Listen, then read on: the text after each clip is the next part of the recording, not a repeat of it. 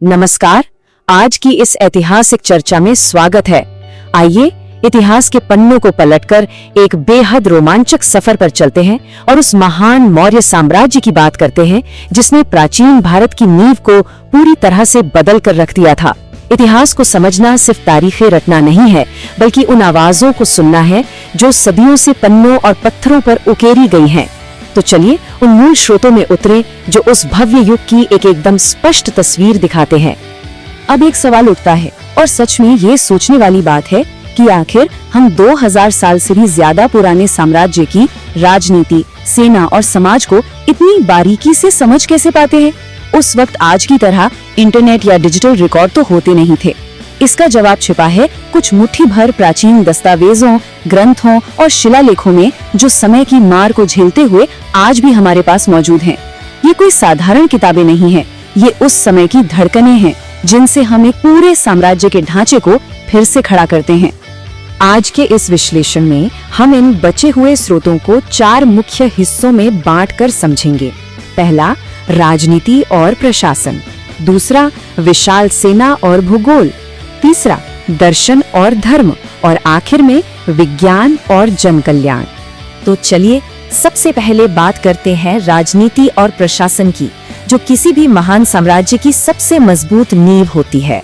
शुरुआत करते हैं चाणक्य के अर्थशास्त्र से। प्राचीन विश्व की इस सबसे उत्कृष्ट शासन नियमावली पर गौर करें।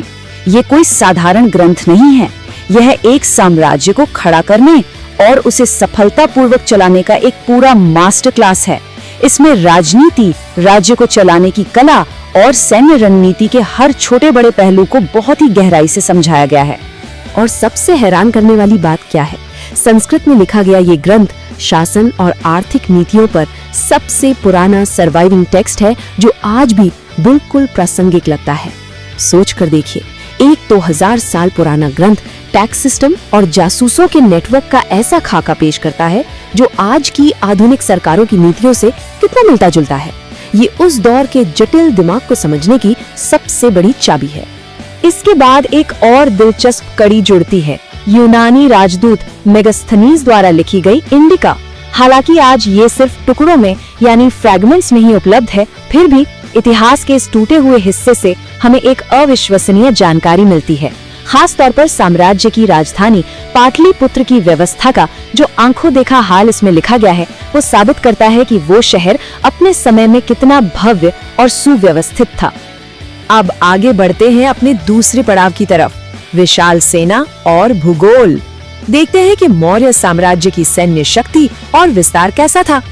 यहाँ हमें मिलती है रोम के लेखक प्लिनी की नेचुरल हिस्ट्री, जो एक अलग ही दुनिया में ले जाती है। दिलचस्प बात यह है कि प्लिनी का ध्यान सिर्फ तलवारों और ढालों पर नहीं था। वे भारत के मोरों, यहाँ के पेड़ पौधों, जीव जंतुओं और खनिजों को देखकर हैरान थे। उन्होंने इन सब का जो सुंदर चित्रण किया है, उससे पता चलता है कि प्राचीन दुनिया की नजरों में भारत प्राकृतिक रूप से कितना समृद्ध और आकर्षक देश था। और अब जरा इन आंकड़ों पर एक नजर डालिए। 6 लाख पैदल सैनिक, 30,000 घुड़सवार और 9,000 युद्ध हाथी। ये आंकड़े सच में रोंगटे खड़े कर देने वाले हैं। जरा सोचिए, 9,000 हाथियों को हर दिन खिलाने और ट्रेनिंग देने की लॉजिस्टिक्स कितनी भयानक रही होगी। अकल्पनीय।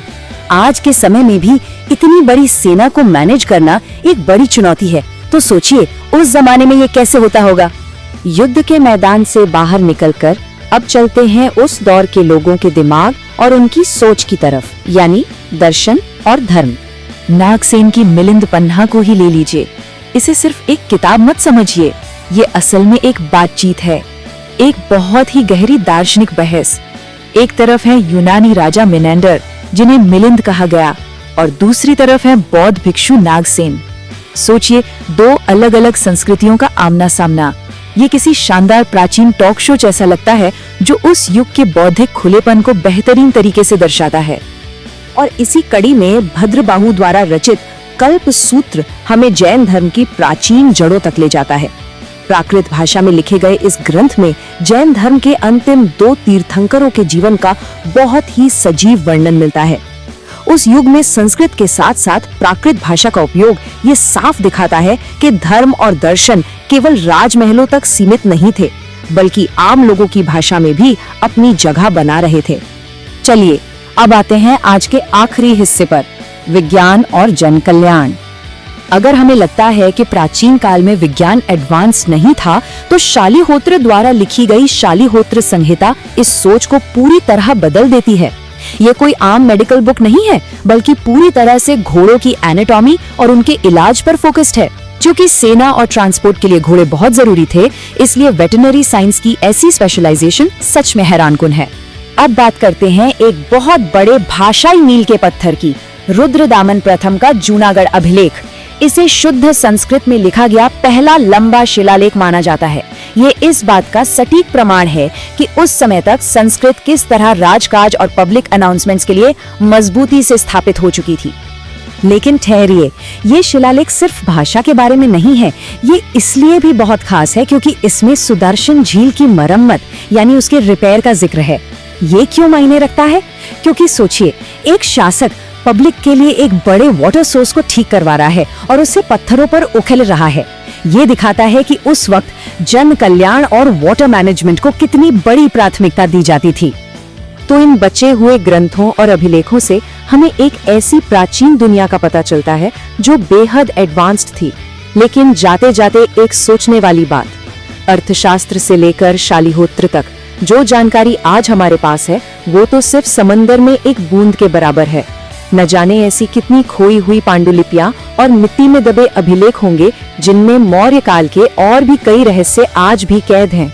इतिहास को जानने की इसी भूख और उत्सुकता के साथ आज के इस विश्लेषण को यहीं रोकते हैं। साथ जुड़ने के लिए बहुत बहुत शुक्रिया। सीखते रहिए और सवाल पूछते रहिए।